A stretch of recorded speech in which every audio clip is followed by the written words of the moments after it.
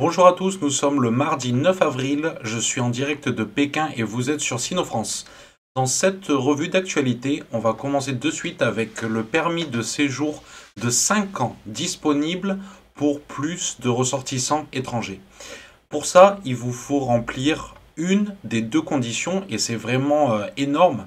Donc la condition la plus facile selon moi, c'est que les étrangers qui obtiennent deux fois de suite un titre de séjour professionnel valable plus de un an. Voilà, donc si vous avez deux visas consécutifs de 366 jours, eh bien vous pouvez prétendre à ce visa de 5 ans.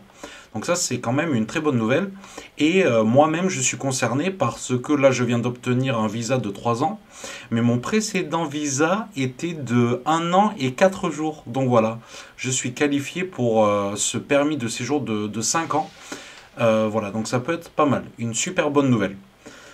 Ensuite, quelque chose qu'on a vu pas mal passer ces derniers temps dans les réseaux en Chine, il y avait un étranger qui, soi-disant, n'avait pas payé le taxi et on l'a accusé, il s'est fait accuser pendant un moment de- d'être parti sans payer, en fait, tout simplement. Sauf que c'est pas du tout ce qui s'est passé.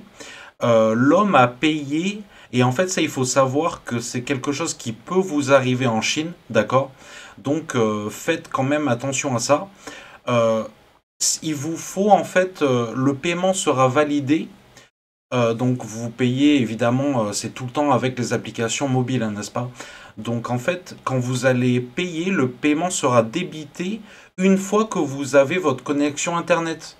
Donc si vous n'êtes pas connecté à Internet, le paiement sera effectué, mais personne ne le verra passer, hormis vous en fait, parce que sur votre téléphone, oui, il sera débité.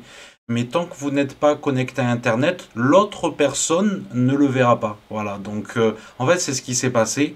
L'homme avait payé, il n'avait pas de connexion Internet à ce moment-là, donc le chauffeur n'a pas vu que le paiement était passé. Voilà, c'est quelque chose de tout bête, mais c'est quand même à savoir.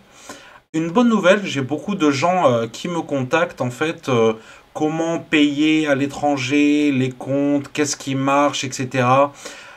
Donc encore une fois les amis, n'hésitez pas à m'ajouter directement sur WeChat.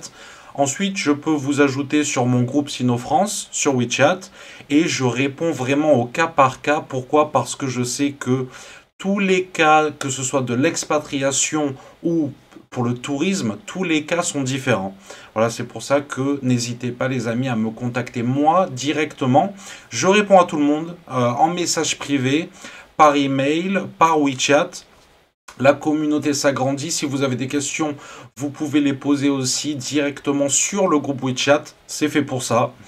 Donc, en ce qui et n'oubliez pas les amis de soutenir la chaîne, hein, c'est super important. C'est pour ça que j'ai mis le petit bordereau là en bas de l'écran. Abonnez-vous, commentez, partagez, c'est super important pour faire grandir la chaîne. Il n'y a que ça qui marche, d'accord? Je vois qu'il y a beaucoup de gens qui regardent ces vidéos sans commenter, sans partager ni rien. Donc voilà, ça fait plaisir les amis déjà, mais c'est aussi obligatoire pour le référencement, sinon la chaîne ne grandira jamais. Voilà. Alors les étrangers peuvent maintenant utiliser les cartes bancaires internationales dans Alipay et WeChat Pay. Voilà. Donc ça c'est quand même une bonne nouvelle et quelque chose que beaucoup de gens attendaient en fait. Et c'est enfin le cas. Maintenant il faut faire quand même attention car vous allez avoir des frais. Pas de Alipay ni de WeChat. Donc ça c'est quelque chose, c'est des frais fixes qui sont minimes, mais de votre banque en fait. Donc si vous avez une banque étrangère, il faut faire très attention à ça. C'est pour ça que malgré tous ces avantages là qui continuent progressivement d'arriver et c'est génial, je recommande quand même le cash si vous êtes touriste. Voilà, en tant que touriste. Alors, niveau tech, j'ai vu passer ça, j'ai trouvé ça intéressant à partager avec vous. Délivrance du premier certificat de production de taxi aérien, les amis, autonome à Canton, d'accord, à Guangzhou, à Canton, voilà. Donc là, on a la photo de ce premier taxi aérien, les amis. C'est réel en Chine. Voilà, le premier taxi aérien est là. Voilà, donc c'est un drone en fait. Voilà, c'est une cabine sur un drone, hein, concrètement. Mais ça peut être pas mal, j'ai trouvé ça plutôt cool à partager avec vous. On continue. Alors, news rapide, voilà, un petit peu spécial. Apparemment, il y a un étranger qui a volé des espèces protégées, en fait. Voilà, des espèces protégées et qui s'est fait renvoyer du pays pour les avoir transportées hors du pays. Voilà, donc ça, les amis, c'est pas top, c'est pas top. Donc c'était des plantes, mais j'ai déjà vu passer des cas avec des animaux aussi. Voilà, bon, ne faites pas ça, les amis. Combien y a-t-il d'étrangers en Chine? Les villes publient leurs données. Voilà, donc là, on voit que en ce moment, il y a une recrudescence des étrangers qui viennent en Chine, surtout pour le tourisme en fait, voilà, en priorité. Mais là, on parle d'étrangers qui habitent vraiment en Chine. Donc avec la politique du zéro Covid qui s'est arrêtée, et heureusement, la Chine voilà, se relance, ça va prendre du temps, mais là avec tout ce qu'on voit sur les visas, etc., ça va mettre beaucoup moins de temps que prévu, et on risque d'arriver à un point qu'on n'a jamais vu en Chine en fait, voilà, à un point où il y aura plus d'étrangers en Chine que jamais. Il faut savoir que, selon moi, c'est quand même une chose positive parce que le nombre d'étrangers, pardon, comparé au nombre de la population générale, est quand même ultra minime. D'accord? C'est 0,001% d'étrangers en Chine, voilà, au niveau du ratio. C'est rien, c'est ridicule. Alors, et en plus, les étrangers sont souvent concentrés dans les mêmes zones, si vous voulez. Moi, j'habite à Pékin. Voilà, je dirais que 80-90% des étrangers sont à l'est de Pékin, d'accord? Et c'est partout comme ça dans toutes les grandes villes. Donc moi je trouve que c'est quelque chose d'ultra positif pour la Chine. Voilà. Deux hommes arrêtés après avoir vendu et aidé des gens avec un VPN. Attention les amis, attention. Tout le monde se lâche sur les VPN. Même moi, on me demande dans les groupes, etc. Alors, les amis, moi, je vous l'ai déjà dit, on peut en parler en privé, d'accord? Ce n'est pas quelque chose à faire en public, devant tout le monde. En public, j'entends, voilà, par exemple, sur un groupe WeChat, tu ne peux pas parler de VPN. Par contre, dans une conversation privée avec moi, oui, on peut en parler, voilà. Je peux vous recommander, etc. Mais il faut quand même faire attention et ne pas jouer avec le feu. Voilà, donc c'est pour ça que je vous invite, même dans l'espace commentaire, vous pouvez m'envoyer un message, il n'y a pas de souci, mais sachez que je vais vous rediriger vers une conversation privée avec moi. Voilà, à aucun moment, ce sont des choses à parler en public. Voilà, donc faites bien la différence entre public et privé. En l'occurrence, ces gens-là vendaient des VPN et ils ont eu des problèmes avec la police. Voilà, c'est interdit. Alors maintenant, une très bonne nouvelle aussi, directement quand vous arrivez à l'aéroport, vous avez la possibilité d'acheter une carte SIM pour une durée de 7 jours, 15 jours et 30 jours. Évidemment que c'est renouvelable, d'accord? C'est renouvelable. Voilà, vous avez des options pour renouveler, évidemment. Et là, on voit les prix, c'est vraiment pas cher, hein, 85. Donc, ça fait quoi? Ça fait une dizaine d'euros. 100, 100 RMB, c'est 12 euros. Voilà, donc ouais, une dizaine d'euros pour 7 jours. Et c'est pas bien plus cher voilà, donc concrètement pour moins de 20 euros pour un mois. Voilà. Avec 50 gigabits, c'est quand même pas mal. Vous pouvez en regarder des vidéos Sino France avec ça. Voilà, donc ça c'est quand même encore dans un effort d'attirer les étrangers en Chine, évidemment. Il vous faut Internet, les amis, hein, ça c'est primordial.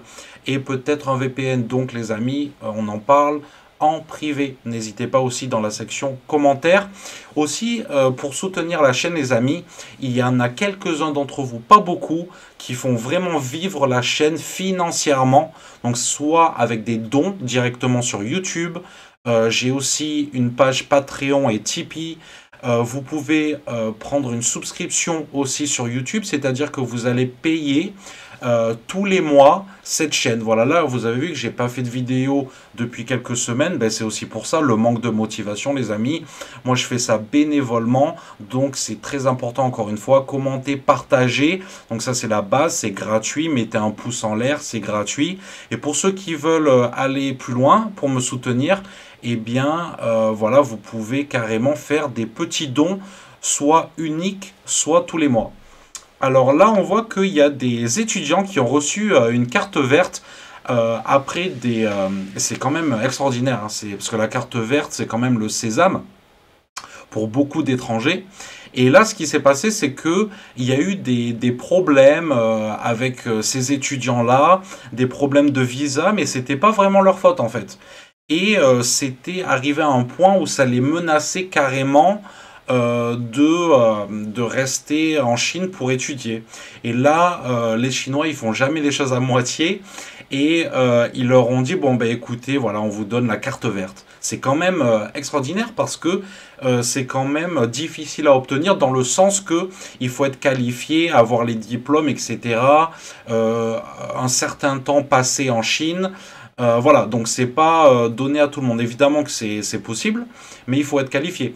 Eux, évidemment, en tant qu'étudiants, ils n'étaient pas qualifiés pour la carte verte. Donc là, c'est vraiment un geste que le gouvernement local leur a fait, et je trouve ça génial. Donc, on en parlait tout à l'heure, voilà, une magnifique photo de touristes. Voilà, c'est vraiment des touristes. Hein. 500 000 voyages transfrontaliers ces 3 derniers jours, les amis. Est-ce que vous réalisez? Voilà. Donc la Chine, là, en ce moment, c'est la folie. Et bon, c'est surtout aussi parce qu'on a eu les vacances, en fait. Donc c'était le Qingming Festival. Donc là, on voit le temple du ciel. Oui, c'est le temple du ciel à Pékin. Sur cette photo. Le Qingming Festival, c'est tout simplement la Toussaint en Chine, en fait, voilà, la fête des morts. En anglais, ils appellent ça le Tomb Sweeping Day, c'est-à-dire que le jour où on nettoie les tombes. Voilà, donc c'est la Toussaint chinoise, pour simplifier. Et on a eu 3 jours, et là, un demi-million de voyageurs en 3 jours, c'est quand même du sérieux. Et transfrontalier, les amis, d'accord? Ce n'est pas à l'intérieur de la Chine. Donc... Là, quelque chose aussi qui s'est passé, voilà, un petit peu moins joyeux. Il y a eu des embouteillages dans une station de métro et ils ont dû briser la porte en verre, en fait. Donc ça, il faut savoir que les mouvements de foule en Chine, évidemment, il y a tellement de gens dans les stations que ça peut arriver. Donc c'est extrêmement rare parce que c'est déjà arrivé dans le passé et que ils ont pris des mesures. En fait, quand vous prenez le métro en Chine, c'est vraiment très bien fait. C'est exprès pour gérer les masses. Vraiment, je pense que nous, en Occident, on pourrait apprendre de ça. En fait, il y a des barrières un petit peu de partout pour vraiment canaliser le flux des gens. Et même si vous allez, ça me fait penser à Disneyland Shanghai, ou alors, là, il y a le truc qui a ouvert à Pékin, là, à Universal Studios. En fait, c'est vraiment top au niveau de l'organisation. Si vous allez dans un parc d'attractions un jour en Chine, vous allez forcément vous régaler, ou même dans tous les sites touristiques, en fait, parce que justement, c'est fait pour les masses et vous ne vous sentirez jamais vraiment oppressé, en fait, par les autres. Bon, à part vraiment les gros jours de vacances, notamment la Golden Week en octobre, là, ou alors tout, voilà, le Chinese New Year, etc. C'est vrai que là, il faut faire attention parce que c'est vraiment blindé de partout, ça avance pas.